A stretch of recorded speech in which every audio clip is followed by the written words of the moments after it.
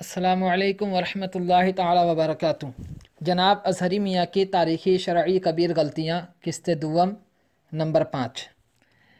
مکروہ مطلق و غیر مصرح امور میں جہاں تحریمی ہونے کی صراحت نہ ہونے پر کسی مفتی کا اس کے بارے میں تنزیہی کا قول کرنا خلاف اصول کیوں کر ہو سکتا ہے؟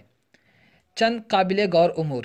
نمبر 1، جہاں صریح جزیات فتاوی رضویہ شریف میں موجود ہوں تصویر اور فوٹو کے حرام ہونے پر، وہاں پر اظہری میاں کھلم کھلا فتاوی رضویہ شریف کے ان صریح جزیات اور اصول سے انحراف و عدول کرتے ہوئے حضور اعلیٰ حضرت کے موقف سے کھلی بغاوت کریں، تب بھی مفتی کہلائیں اور حرام کے مرتکب نہ قرار پائیں اور نہ جانے کتنوں کے لیے ارتکاب حرام کا دروازہ کھولیں۔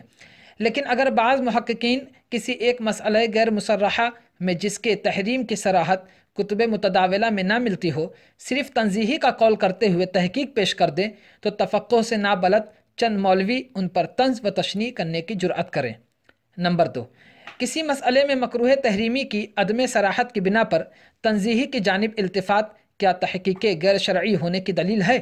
تو اظہری میاں تصویر کی حرمت پر دلائل واضحہ، قاطعہ، مصرحہ، معینہ، مقررہ ہونے کے باوجود جواز و اباحت کا قول کر کے حضور اعلیٰ حضرت کے موقف کی کھلم کھلا دھجیاں اڑائیں اور پھر بھی مفتی وغیرہ ہونے کا دعویٰ کریں اور اپنی اتباع مطلق کی آرزو بھی رکھیں، معاذ اللہ۔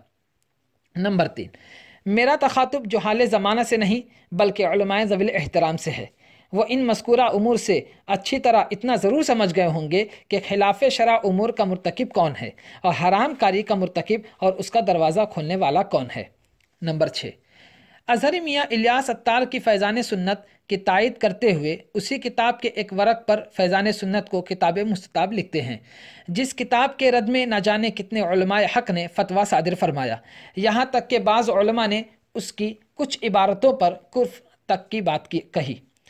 ایسی گمراہ کن کتاب کو کتاب مستطاب لکھ کر کیا اظہری میاں نے لاکھوں سنی مسلمانوں کو دھوکے میں نہ رکھا؟ اور کیا آج تک اس گمراہ کن کتاب کو کتاب مستطاب لکھنے پر توبہ صحیحہ شرعیہ کا اعلان کیا؟ یہاں بھی چند امور قابل توجہ ہیں۔ اول، اظہری میاں کی تحریر فیضان سنت کو کتاب مستطاب آج تک کہہ رہی ہے، اور دوسری طرف اظہری میاں کی تقریر یہ کہتی ہے کہ یہ لوگ مسلک اعلیٰ حضرت کے مبلغ نہیں۔ کیا یہ کھلی ہوئی تضاد بیانی نہیں اور اپنے ہی اقوال و تحریرات میں تعارض نہیں؟ دوم، الیاس عطار کی نہ جانے کتنی گمراہ کن خلاف مسلک اعلیٰ حضرت تحریرات و تقریرات پر آج تک ان کو گمراہ اور گمراہ کر کہنے کے لیے تیار نہیں، اور پادری کہنے والوں پر کلام ایسی عطار نوازی کا کہ زبان بے لگام، ولا حول ولا قوت الا باللہ العلی العظیم۔ مگر وہی دوسری طرف گھوسی نوازی یہ کہ الیاس پر کفر کا فتویٰ دینے والے کو یکسر بری کرتے ہوئے اظہری میاں نے کہا کہ اس پر کوئی حکم نہیں۔ عجب تماشا کہ الیاس عطار کو پادری کہنے والا توبہ و تجدید ایمان کرے اور کافر کہنے والا یکسر بری رہے، معاذ اللہ رب العالمین۔ کیا اظہری میاں کی ایسی غیر شرعی گفتگو اور تضاد بیانی پر توبہ نہیں؟ ضرور ہے۔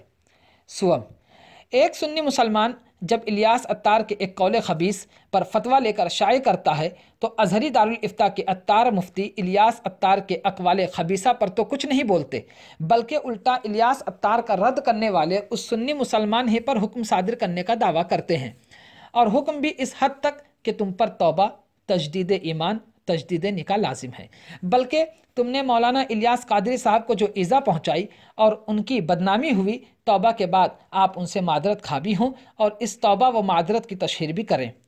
اس بیچارے سنی مسلمان کو اظہری میاں کے عطاری مفتیوں نے ملعون تک لکھ مارا، اس سے بڑھ کر اظہری میاں کی عطار نوازی اور کیا ہوگی، معاذ اللہ تبارک و تعالی۔ چہارم، اظہری میاں کا تقریباً 15 سے 20 سال کے عرصے کے درمیان کا یہ وظیفہ کہ یہ لوگ مسلک اعلیٰ حضرت کے مبلغ نہیں ہیں،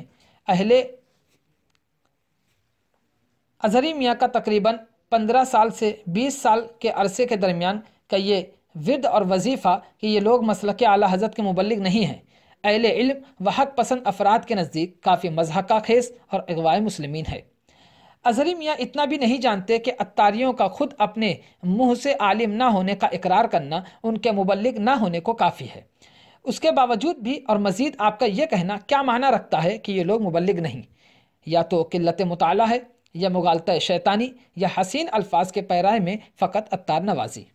پنجم، بات چل رہی ہے دعوتیوں کے گمراہ کن نظریات کے پیش نظر ان کے گمراہ اور گمراہ گر ہونے پر، اور اظہری میاں یہی کہتے رہے کہ یہ لوگ مبلغ نہیں۔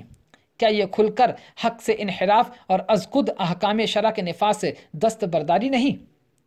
ششم، آج تک اظہری میاں اور ان کے پنچایت گھر کے عطاری مفتیوں نے الیاس عطار، شاکر ناری اور تطہیر ٹانڈوی، مروان گھوسوی جیسے خبیثوں کو تو تجدید ایمان اور تجدید بیعت کا، تجدید نکاح کا حکم نہ دیا، نہ ان کو ملعون جیسے سخت الفاظ سے نوازا۔ ہاں یہ ضرور ہے کہ ایک سنی مسلمان فدائے مسلک اعلیٰ حضرت کو ملعون تک بنا ڈالا، معاذ اللہ، اور کس جرم پر؟ الیاس عطار کے خلاف فتویٰ شائع کرنے اور اس کا رد کرنے کی بنا پر۔ تو کیا اب بھی اظہری میاں اور ان کی ذریت کو عطاری کہنا غلط ہوگا؟ نمبر 7، اظہری میاں نے مولانا محمد اسلم عطاری کراچی پاکستان کو خالی آفت سے نوازا، کیا آج تک اس کی تردید اور توبہ شائع ہوئی؟ نمبر 8، نام نہاد مولوی تطہیر ٹانڈوی جیسے خبیث گمراہ گر کی ساری کتابیں پہنچنے اور سننے کے بعد بھی اس کو نوازنا اور کھلم کھلا اس کو اپنے اسٹیج پر بلا کر بھاشن کروانا، اس کے ساتھ شرکتیں کرنا، بلکہ شرکت ہی نہیں، اس کی طرف سے وکیل مطلق بن کر وکالت و حمایت و تعویلات بیجا کر کے ہر طرح سے اس کی بگڑی بنانے کی سوچتے ہوئے اپنی ہی نیا ڈبو دینا، یہ ایک بڑی اور شرعی غلطی نہیں؟ ضرور ہے، اور آج تک اظہری میاں نے ان امور سے اعلان توبہ کیوں نہ کیا؟ نمبر 9، مولوی تطہیر کی عبارت خبیثہ سننے کے بعد مہر سکوت توڑتے ہوئے صرف اتنا کہنا کہ یہ تعبیر میں خطا ہے، کیا یہ خود اظہری میاں کی اپنی خطا نہیں؟ یہاں کچھ باتیں عرض کر دوں۔ اول، کیا تعبیر کی خطا شرک جلی اور گمراہیت تک جاتی ہے؟ خطا تو یہ بھی ہے کہ کوئی بلا وجہ زید کو تماچا مار دے، تو کیا وہ صرف خطا رہے گی یا گمراہیت و بے دینی کہلائے گی، اور مجرم بلا توبہ صحیحہ شرعیہ بچ جائے گا؟ ہرگز نہیں۔ دوم، ایسی دریدہ دہنی اور بدتمیزی اور گمراہ کن وہابیت کی بولی بولنے والے خبیث مولوی تطہیر ٹانڈوی کے بارے میں صرف اتنا کہہ کر گزر جانا کہ تعبیر میں خطا ہے، یہ لوگوں کو جری و بے باک، صلح کلی، پلپلا اور گمراہ کرنا نہیں؟ کیا یہی رنگ خامہ رضا ہے؟ کیا اسی مداہنت اور پالیسی اور مغالطہ شیطانی کا نام معاذ اللہ، صدبار معاذ اللہ، رضویت و بریلویت ہے؟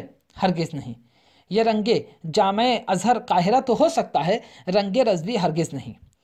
الیاسیوں کے لیے کہا گیا کہ یہ مسلک کے مبلغ نہیں، اور تطہیر خبیث کے لیے کہا گیا کہ تعبیر میں خطا ہے۔ آخر کب تک جناب اظہری میاں صریح احکامات کے تحقق سے پہلو تہی کرتے ہوئے ایسی لا ینحل چیستہ بازیاں کرتے ہوئے اغوائے مسلمین کرتے رہیں گے؟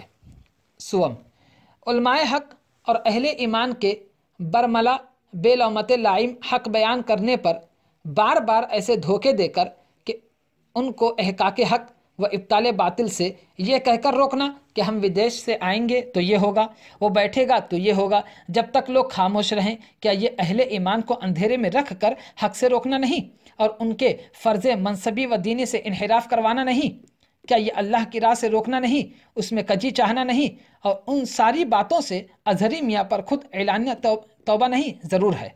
نمبر 10، اظہری میاں کا اسٹیج سے یہ کہنا کہ مولانا تطہیر سے میری بات ہو گئی ہے، وہ میرے پاس آئے تھے اور کہا ہے جو قابل حذف عبارتیں ہیں وہ نکال دیں گے، یہاں بھی اہل ایمان سے چند امور پر توجہ کا طالب ہوں۔ پہلی بات وہ یہ کہ اظہری میاں نے اپنی عادت قدیمہ کے مطابق یہاں پھر ابہام سے کام لیا، جو عند الفقہا باب العقائد میں ناروا و ناجائز ہے۔ اظہری میاں کا پھر ایک دھوکہ و مغالطہ شیطانی ان کے الفاظ لسانی میں دیکھیے کہ اظہری میاں اتنے عرصے کے بعد بولے بھی تو کیا بولے کہ جو قابل حذف عبارتیں ہیں، سب سے پہلی علمی بلکہ شرعی غلطی کہ قابل توبہ عبارتوں کو اظہری میاں کا قابل حذف عبارتیں کہنا، یہ خود قابل توبہ ہے، کما لا یکفی عند اہل العلم۔ دوسری بات، کون کون سی عبارات قابل حذف ہیں اور وہ کس کس کتاب کی ہیں، اور ان میں سے ہر ایک پر کیا تفصیلی شرعی حکم عائد ہوتا ہے، جیسا کہ علماء حق کی جانب سے فتاوی رضیہ شریف اور الاستمداد کی روشنی میں ظاہر بھی کر دیا گیا، ان سب سوالات سے مذکورہ تحریر یکسر عاجز و بے بس ہے، معاذ اللہ۔ تیسری بات وہ یہ کہ اظہری میاں کا گمراہ کن اور خبیث عبارتوں اور وہابیت کی بولی کو قابل توبہ نہ کہہ کر صرف قابل حذف عبارتیں کہنا یہ خود ان کی صلح کلیت و مداہنت فی الدین کی طرف دال نہیں ضرور ہے۔ چوتھی بات وہ یہ کہ جب جب اہل حق کی اور مجاہدین سنیت کی یلغار باطل شکن مار اور اس کا چرچا ہوا تو اظہری میاں کا فوراً بیچ میں آنا اور یہ کہنا کہ میں نے ان سے کہہ دیا ہے، وہ آئے تھے، ملے تھے، بات ہوئی تھی، عبارتیں نکال دیں گے، تو یہ سب کھلی تضاد بیانیہ اور توبہ میں تاخیر پر رضا ہے یا نہیں، اور ان سب امور سے اظہری میاں توبہ کب کریں گے؟ پانچویں بات وہ یہ کہ ایک چھوٹے سے علاقے کے تطہیر جیسے خبیث وہابیت کی بولی بولنے والے مردود کے ساتھ اظہری میاں کی کھلے عام یہ نرمیاں اور شفقتیں و حمایتیں، وہیں دوسری طرف خانقاہ کوچوچا شریف کے کچھ افراد سے وہ سختیاں و شدتیں، حالانکہ وہ اختلاف باب الاعمال میں ہوا، بلکہ جب اسی خانوادہ رضویہ کے کچھ حضرات نے اشرفی رضوی اتحاد کا بیڑا اٹھایا تو یہی اظہری میاں کہتے ہیں کہ ان سے اتحاد کبھی نہیں ہو سکتا، انہوں نے ہمارے بزرگوں کی توہین کی ہے، بغیر توبہ کے ان سے اتحاد نہیں ہو سکتا، اور یہاں دعوتیوں سے، اتاریوں سے، شاکریوں سے، تطہیریوں سے نہ کوئی مطالبہ توبہ، نہ کوئی اعلان توبہ، بلکہ توبہ تو دور، کہیں اتار نوازیاں، کہیں کراچی میں خالی آفت، تو کہیں کبیر و تطہیر کی دوستیاں اور یارانے، کہیں ان کو بچانے کے بہانے۔ کیا یہی مسلک اعلیٰ حضرت ہے؟ کیا یہی حضور مفتی اعظم ہند رضی اللہ تعالیٰ عنہ کی جانشینی ہے؟ ہرگز نہیں، ولا حول ولا قوت الا باللہ العلی العظیم۔ چھٹی بات وہ یہ کہ جب اشرفی رضوی اتحاد کی بات آئی تب تو یہ کہہ دیا گیا کہ ہمارے بزرگوں کی توہین کی، مگر صحابہ اور اولیاء اور ان کے مزارات طیبہ کے لیے تطہیر خبیث نے کیا نہیں لکھ دیا؟ تو کیا یہ ان حضرات کی توہین نہیں؟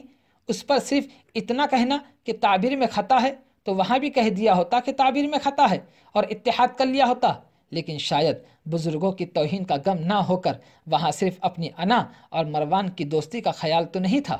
ففہم۔ السلام علیکم ورحمۃ اللہ تعالی وبرکاتہ۔